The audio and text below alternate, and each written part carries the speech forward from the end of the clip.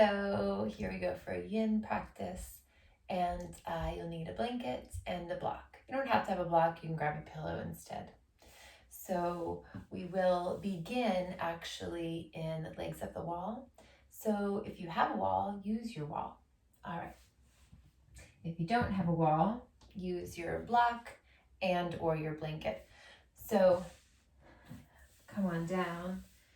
If you're using a block, lift your hips, get your block underneath the sacrum. Make sure it feels comfortable. You can even do a blanket on top of your block if you'd like. You can start by bending one knee, bending the other, and stretch your legs up.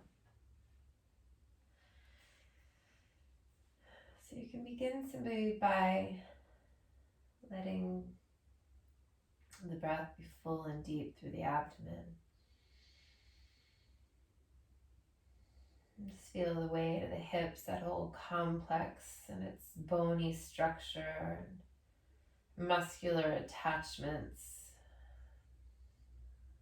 Let the hips soften down into the support of the block, the support of the earth, the floor beneath you. Maybe feel the upper body begin to just kind of soften and give way to the floor.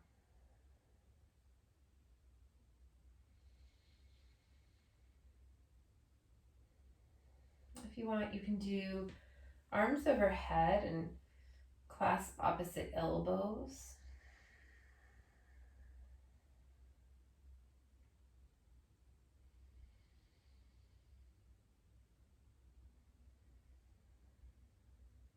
Let the eyes close and sink deeper into the sockets.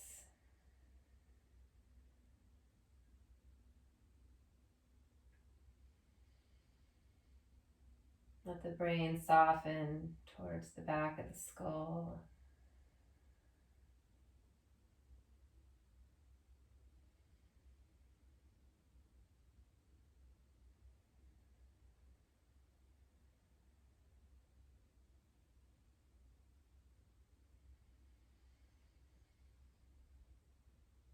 And just simply allow the body to be.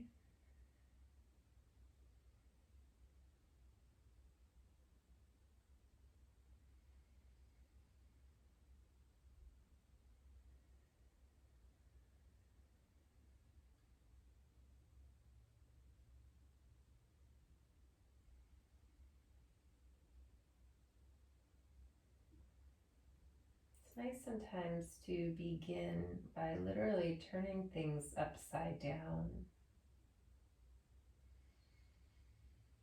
And yin is really an interesting kind of practice in that our day, as we're upright and moving, is in stark comparison to where we are here, literally upside down and still. And so note how it feels to completely change your perspective.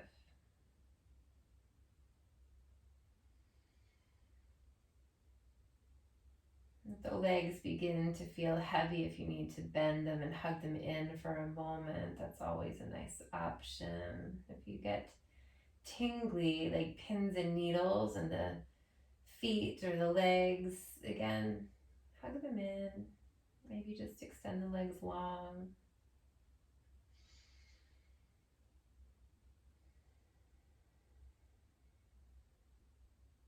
Just feel where you are. Coming into this position makes us literally stop. Whatever we're doing, we are undoing. Note how the body mind greets this moment of stillness.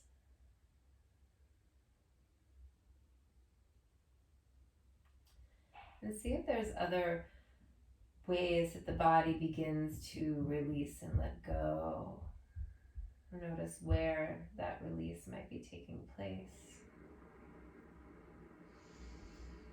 Good, we'll stay for one more full breath in. Full breath out. And then slowly bend both knees. Release the arms by the sides. You can plant your feet down. And then lift your hips. And from here, if you had your block low, you could take your block to medium. If you had one pillow, maybe you could add two. And I'll invite you to stretch your legs straight. Now, if you had legs up the wall, you would just slowly begin to bring yourself to a supine position. So we're just lengthening the legs out. Arms nice and long overhead.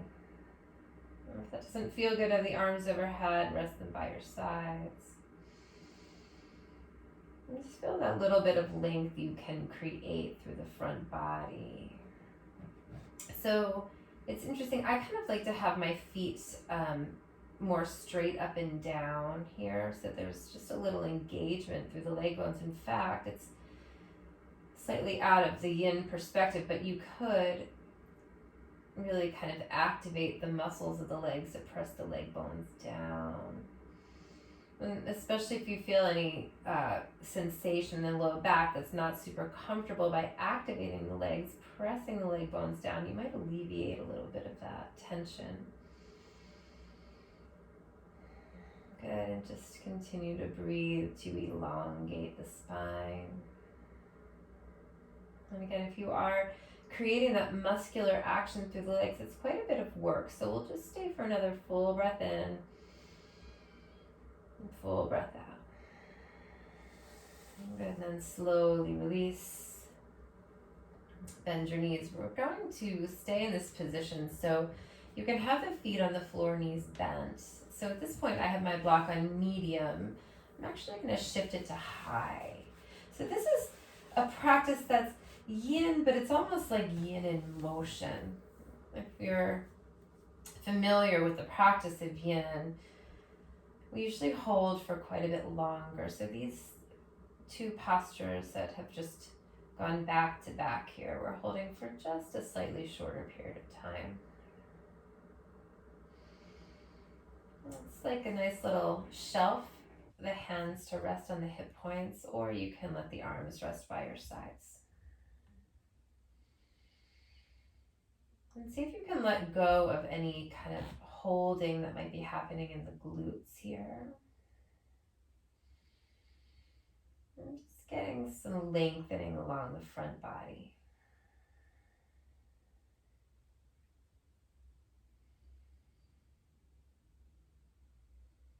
Good, so you can keep the knees bent, or once again, you can stretch the legs straight. If you've got your block on high, this is a lot of opening, and again, it might be a little more compression than you're looking for in the low back. One thing that you can do to counter that is to really activate the legs and press the leg bones down towards the floor. Good, last breath. Slowly release. Walk the feet in one at a time. Walk them closer. Lift up and come all the way off your block. Okay, and then just let the hips kind of shift a little side to side here. Let the knees fall. So from here, you're very welcome to come back onto your block where we had it just a moment ago, or you can stay where you are, or you can use a blanket. So lifting the hips back up, putting the block underneath the sacrum. So the sacrum is that triangular bone that kind of connects the hips together. It's right at the top of the butt crack. So block or no block, please extend the left leg long and hug the right knee in towards you. And you choose if you want to let that left foot flop open, or you like a slightly more engaged left leg. I like the block here because it provides a little deeper opening through the hip flexor, the psoas muscle that connects the upper and lower body together. Okay. The psoas is the only muscle that connects the legs to the spine. And as a result, we get a lot of use out of the psoas. We use it to walk, to run, to curl up. When we sit for long periods of time, it can get shortened and inactive. So this is a nice way to kind of lengthen out. And even if you don't have a job that has you sitting, if you are an athlete in any way and you're moving, you're drawing the leg up towards the torso, you're activating the psoas, right? Also, psoas is affected by stress. So there's a lot of different reasons you might be super tight in this area. Good, take one more breath. Slowly release. Put that foot on the floor and then hug your left leg in. Good, and stretch the right leg long. So this whole sequence is just a really nice way to open up through the hips, the low back. We'll even tap into the abdomen. And even here now, getting that compression, the lower left portion of the abdomen. And you might feel into what's appropriate for the right leg. If you have a slightly engaged quadricep, to press those leg bones down. Sometimes I like that action of pressing the leg bones down to hug that left knee in closer. Just make sure as you are activating that leg, if you are, that the shoulders don't try to join in on the job. So keep the shoulders out of the ears.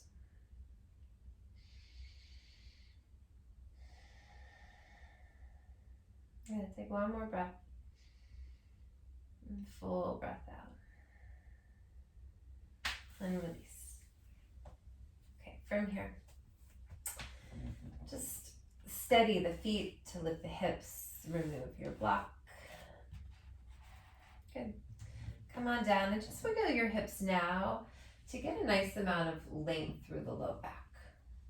All right, so we're going to come into a posture called Sleeping Pigeon Twist. So please take your left leg over your right into that classic figure four, and then the low body stays exactly how it is.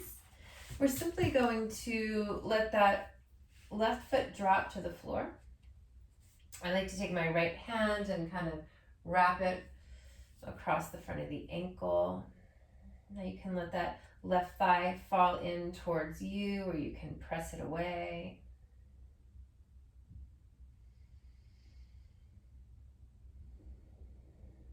It's a nice way to get deeper into the hips. And there's a nice twist involved here. Let the breath be steady.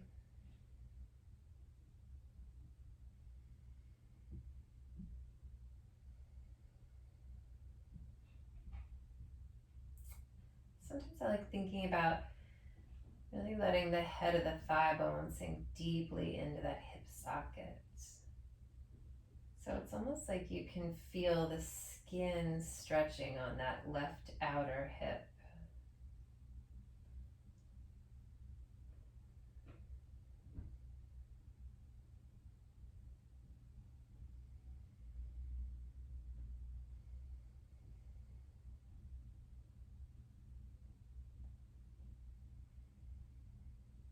So my yin teacher, Corinna Benner, I love how she says that yin is like training wheels for meditation.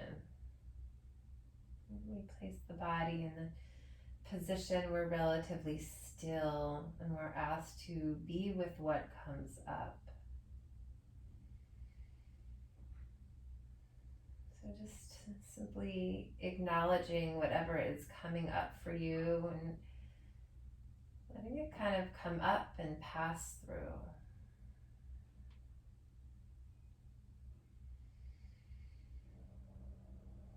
Good. We'll take one more full breath in. And as you exhale, come back to neutral. Hug that left leg in. Good. Put the left foot on the floor. This time, right ankle crosses over left thigh. Keep that exact position, take a full breath. And then all you're doing is you're just dropping it on the side. So letting the right foot come to the floor. And I like to take my left hand over the front of the ankle for a little kind of stability position. It's just something nice to have, something to hold on to.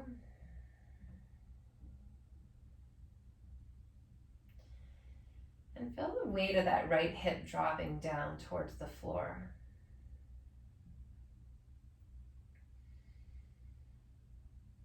And in yin, the muscles are not doing the work so that we can get deeper into the connective tissue, right? The joints, the tendons.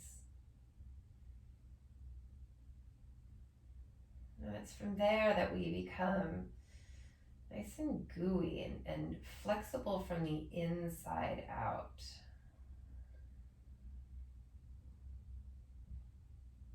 We give the more immobile parts of the body the opportunity to stretch and lengthen. Right? Even the bones being the most yin part of the body. The tendons, the ligaments connecting bone to muscle, muscle to bone, muscle to muscle. So we have this whole web of connective tissue. And that's what we really target here in this practice.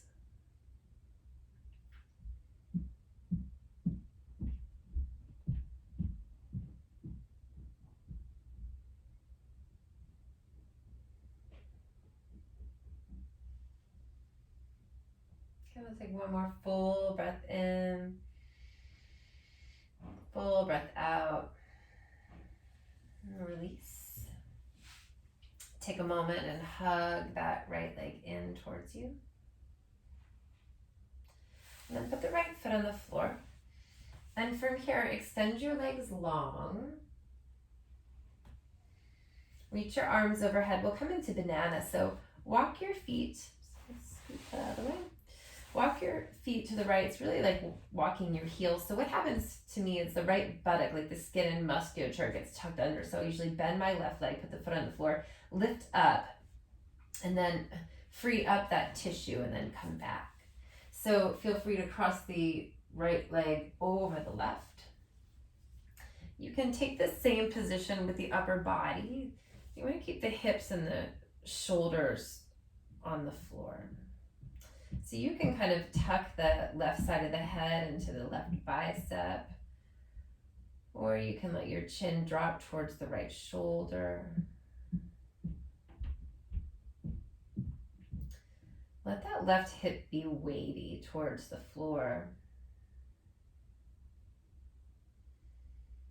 Let the breath be nice and deep here.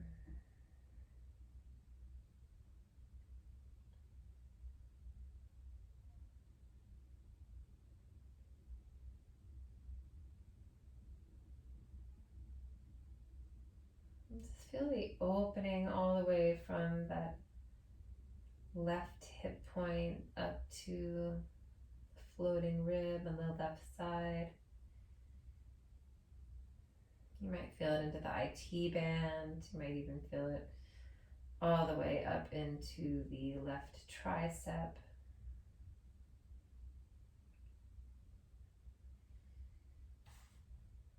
Good, just a few more moments here.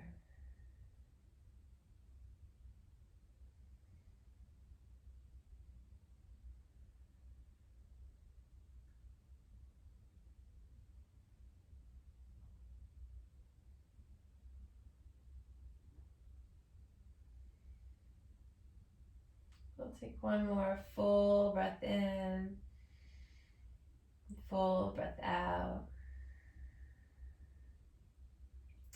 And slowly release, come back to center. You might bend both knees, lift and realign your hips. And walk the feet out just enough that the knees can knock together. Let the hands rest in the low belly.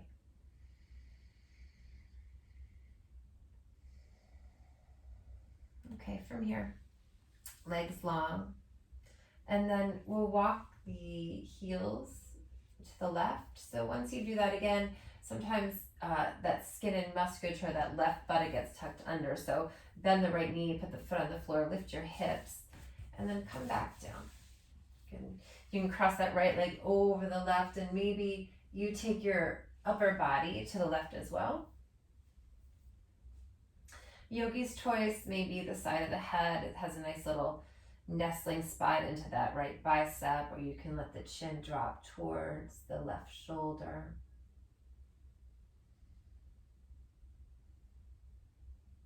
There's a little bit of compression here in the low back. Just lengthening along that side seam of the hip and the right leg. Getting into the top of the IT band.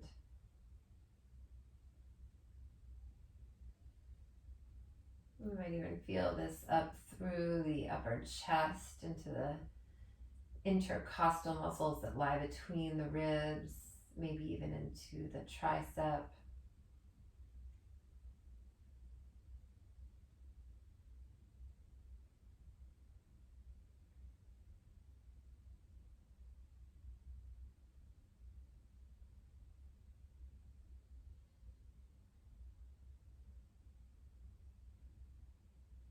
Just letting the body breathe itself.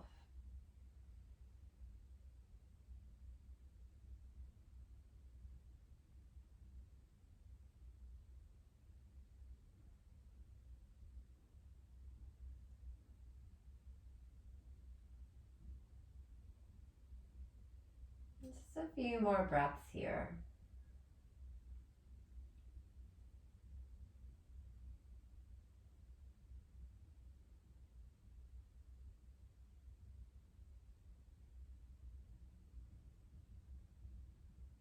We'll take one more full breath in and full breath out.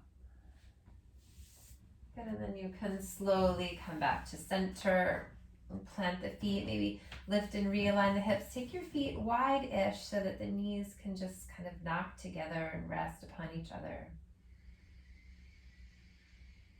Let the head of the thigh bones be nice and long and weighty into the hip socket.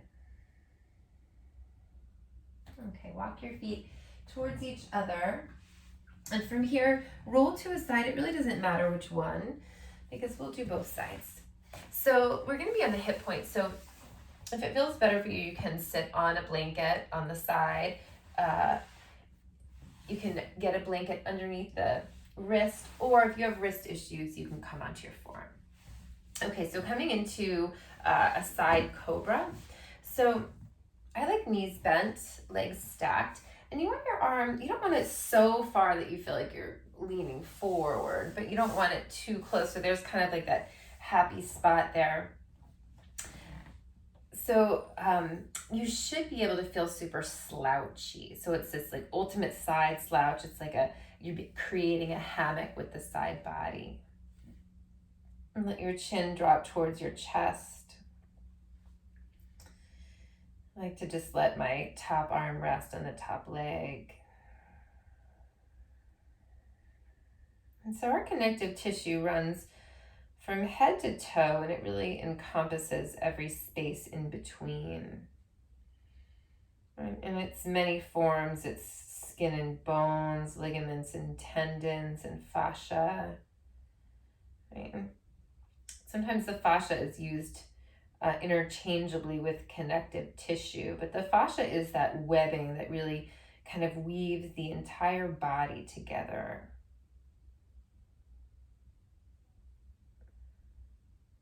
And the fascia is part of the connective tissue. And the connective tissue provides a home for what in yoga we call the nadis, or the energetic channels which the energy in the body runs through.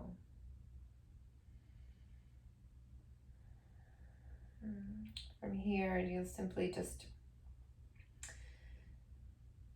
maybe allow the body to soften so that you feel the lengthening of the tissue from the rib cage to the hip, and the hip back to the rib cage. And as you breathe through the nostrils, you might feel a little bit of a stretch through that tissue that binds the ribs together in the side body. And the breath is really the windmill that kind of moves our energy stores.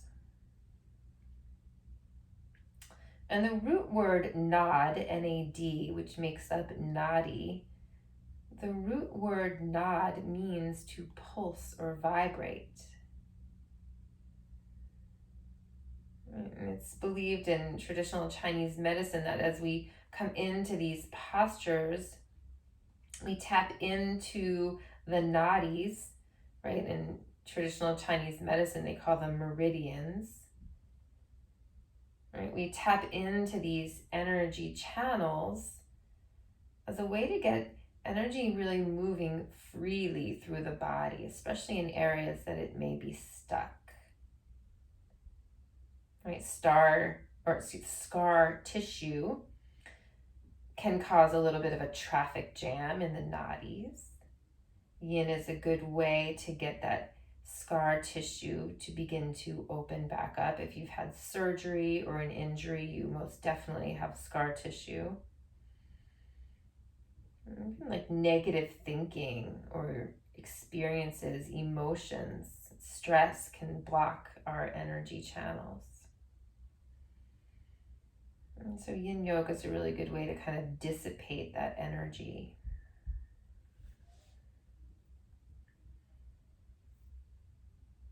I'll stay for just a few more moments here.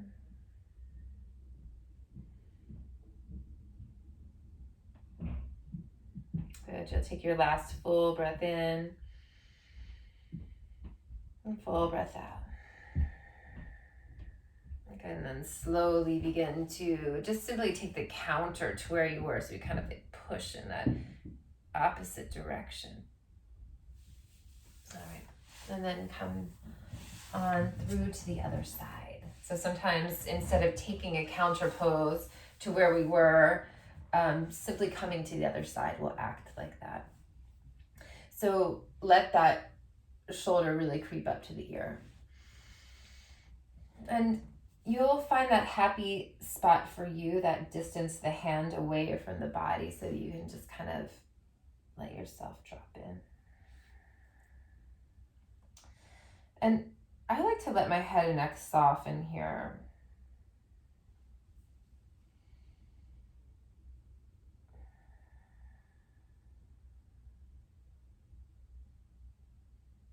So sometimes it's pretty like esoteric to think about the nadis or energy channels. It said we have 72,000 running through the body. So it's kind of like funky to think about 72,000 energy channels. But when I was mentioning before, my yin teacher, Corinna Benner, I love her thought on this, and I really wholeheartedly agree that the energy channels really correspond to the connective tissue. So then when you think about what weaves us together head to toe, it makes perfect sense that there might be 72,000 energy channels or nadis that not just correspond to the connective tissue, but the connective tissue carries that energy through the body.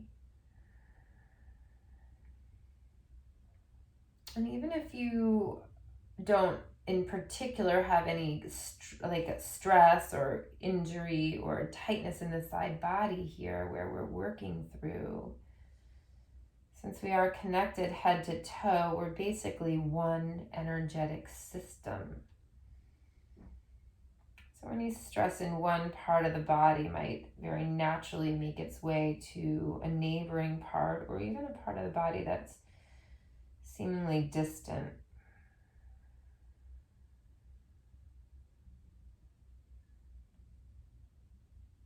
And yin is just a Another way, acupuncture is a good way, massage is a good way. Yin is a way to just dissipate any blockages we have in our energy system and to really increase the flow through the body.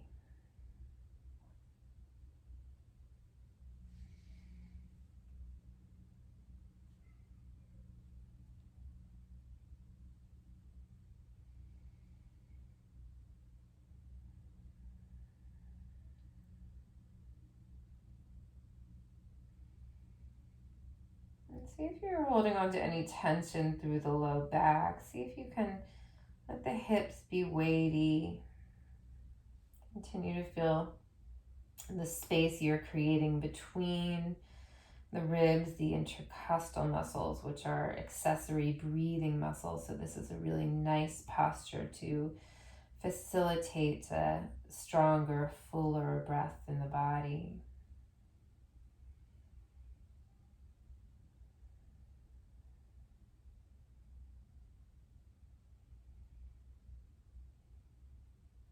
And just a few more moments here.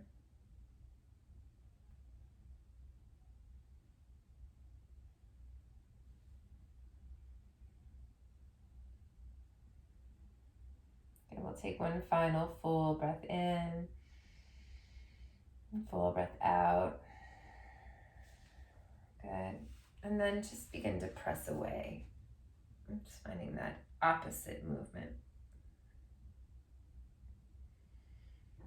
Okay, so from here, this is the time to grab a block if you've got it, or to grab a pillow and take your legs wide and take your block. We're gonna start block, doesn't matter which leg, start the block outside the leg. You can do low, medium, you can do tall. And we're side bending, so we're kind of tapping back into where we were. So you can do elbow on block. You can do arm overhead. We're not going to be here for too long. I actually like to start off on a more medium block.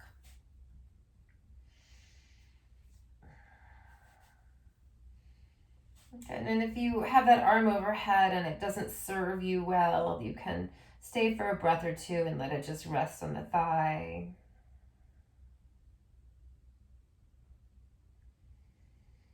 So if we have scar tissue or emotional blockages, whatever it happens to be, stress, etc., in the body,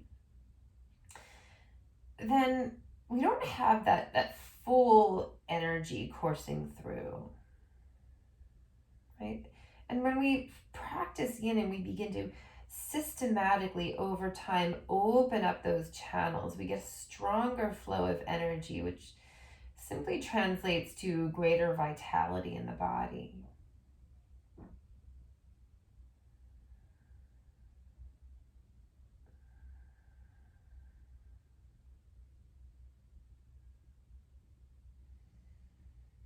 Just continuing to open up through the side body.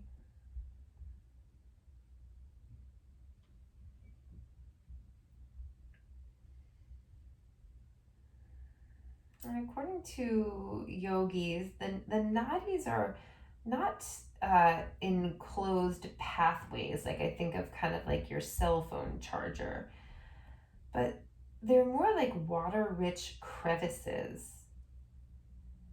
And so the energy, or what we call it prana, travels through the body, through the connective tissue, and it's carried on water mixed with electrolytes rich in minerals, right? So we have this system that carries the energy through, right? The water mixed with electrolytes is given a charge, making it essentially this magnetic current like electricity.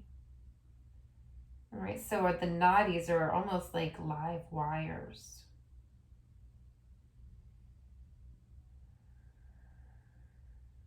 And when we're younger, we have just a larger percentage of fluid in these energy channels, right? So kids are just so juicy. And so this is our way as adults to remain as juicy as possible.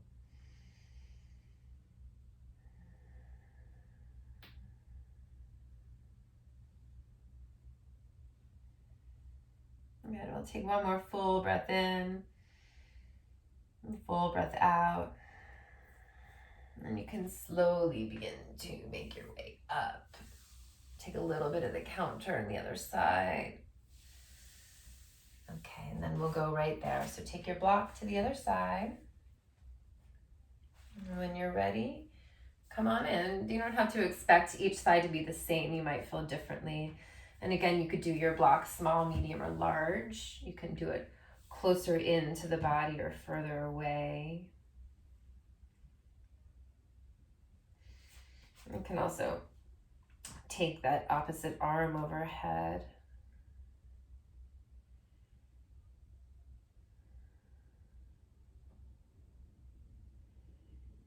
So if you think about the nadis not being like that enclosed system like our cell phone charger, but those really kind of open channels for water to flow through.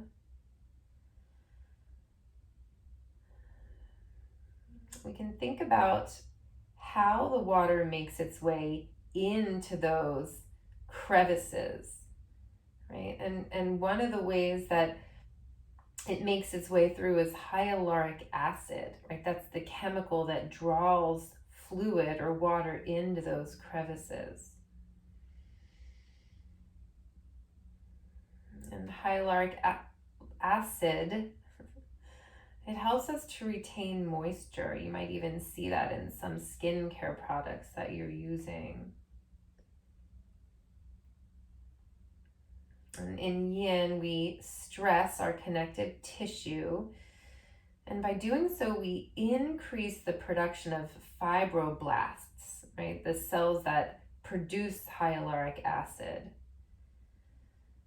So yin not only really makes us more flexible at our core, but it literally helps us become juicier, right? So there's so many positive attributes to this practice.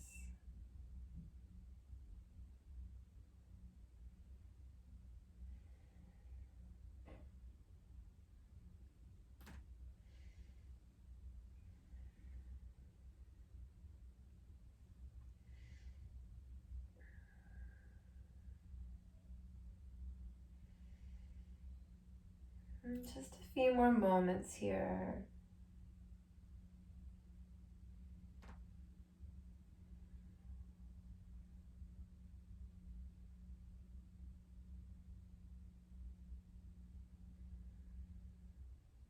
Good. You'll take your last full breath in,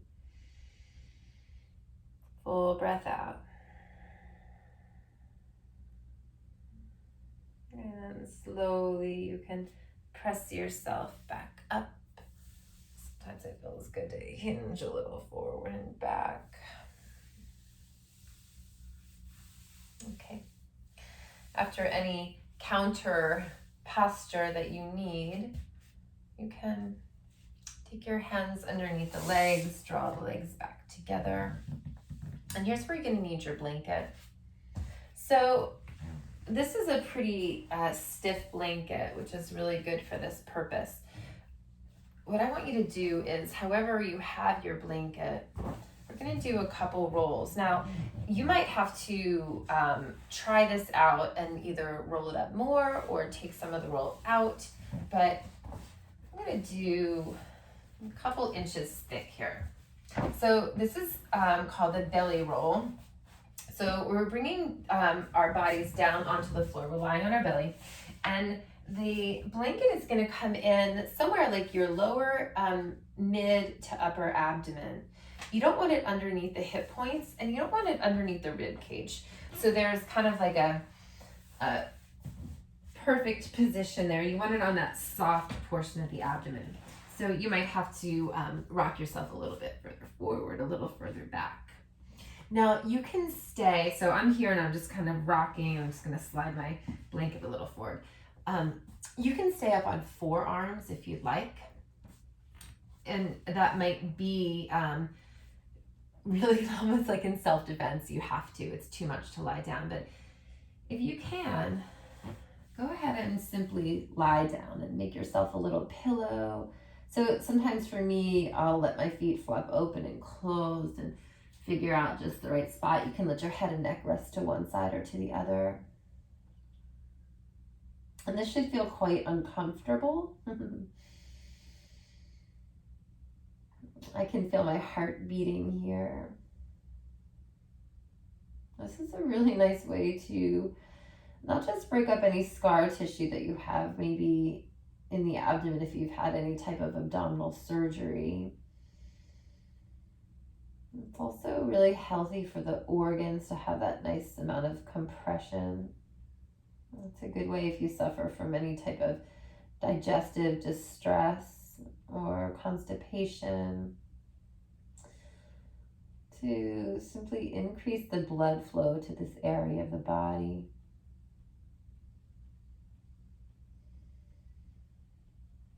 If you deal with any issues that really stem from being overweight, underweight, if you've struggled with any type of body image relating to the abdomen, this is a really nice way to just kind of tap into this part of the body in a much more visceral way.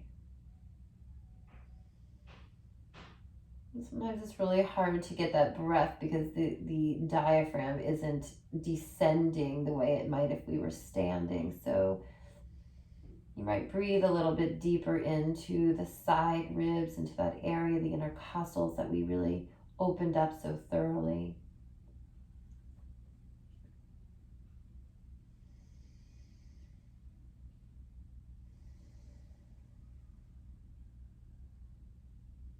It's natural to feel a little bit nauseated, right? Completely understandable here.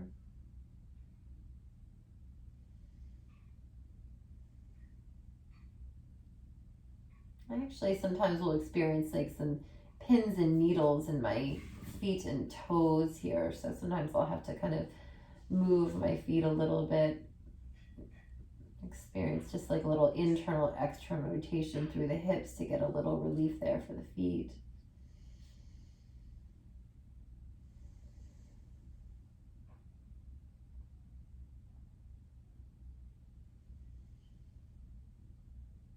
There's so many reasons we might experience discomfort or pain in the low back. And one of those reasons can be the digestive system. You think about the spine as being the back of the abdomen, right?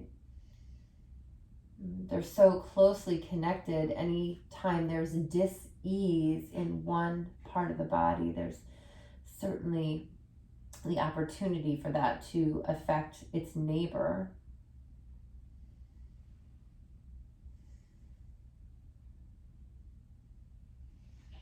You can do this at home. It's nice on an empty stomach. Maybe first thing in the morning. You could even do this, say, maybe you start with a lesser period of time. You could even do it up to 10 minutes if that feels safe and appropriate.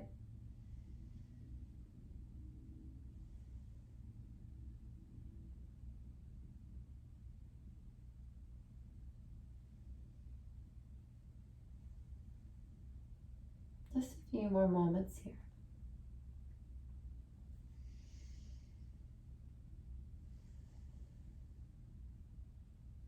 Good. When you're ready, we'll take our last full breath in and out.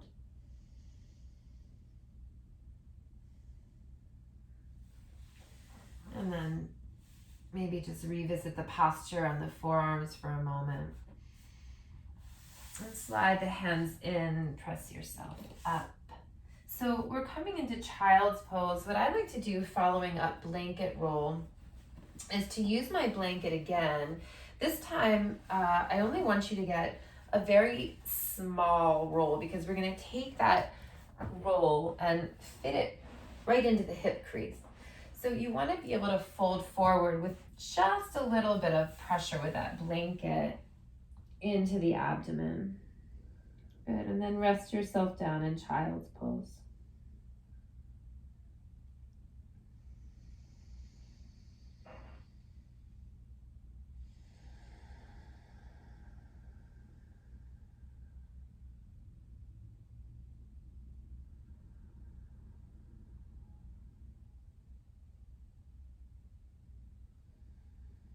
Feel the whole body breathing.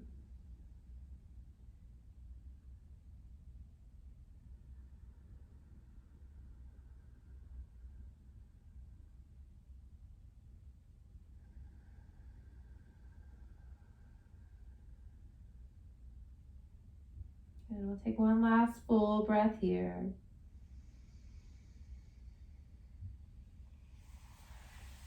And then slowly come on up.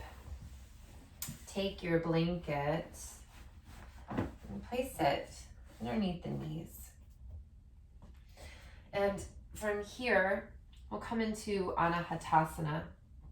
So stretch your arms long. Keep your hips and knees in one line. So instead of child's pose where we drop the hips back to the heels, keep the hips over the knees and drop the weight of the chest down.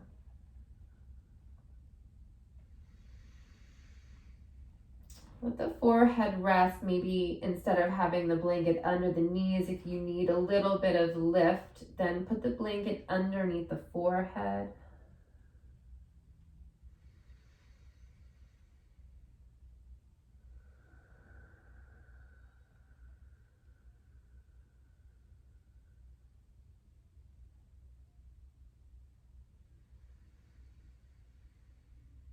If you have any shoulder issues that this is quite uncomfortable, you can bend one arm and take that arm and bring it parallel to the top of the mat and let your head rest there.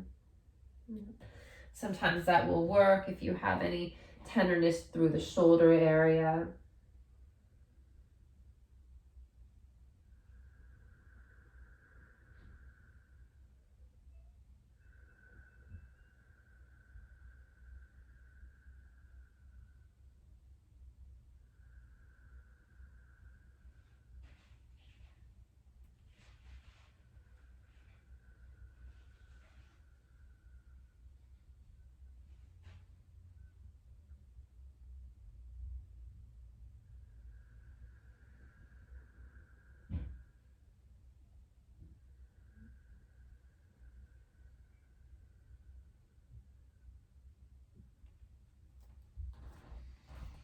Good. We'll take one last full breath in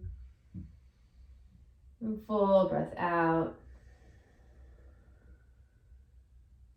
Good. And slowly release. Okay. We're going to come to lie on our bellies. We're going to take our blankets and bring it up to the top of the mat. So you're actually going to place your forehead on your blanket. So bring that blanket forward. And you can make sure that you can get that right spacing. The forearms, or actually upper arms, come onto the blanket. Take them wide-ish. Bring your hands together in prayer. Wiggle your hips as far back as you need. Let the forehead rest on the edge of the blanket. Good, and then bend the elbows. And let the hands just rest towards the nape of the neck.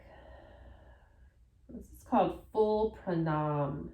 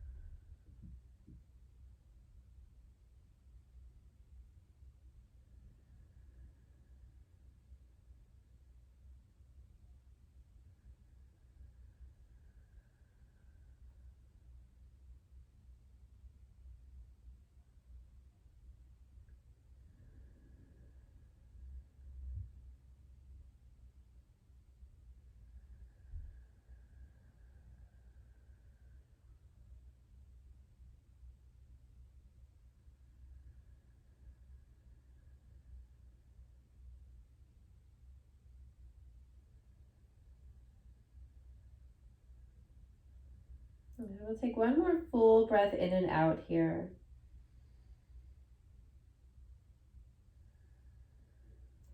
Slowly release the arms forward. Draw them back in so you're back on your forearms. But slide your blanket towards you. Just come onto the forearms. So I have my palms together. You can do forearms parallel or palms together. Coming into Sphinx pose. So elbows ever so slightly forward of the armpit. And we're just a gentle pressing down to lift and lengthen the front body, the front of the spine. And you can let yourself soften down. So sometimes I'll kind of test what it's like to have head and neck down and then lift up for just a breath and then find neutral. And this offers just a nice amount of compression along the spine, lengthening the front body.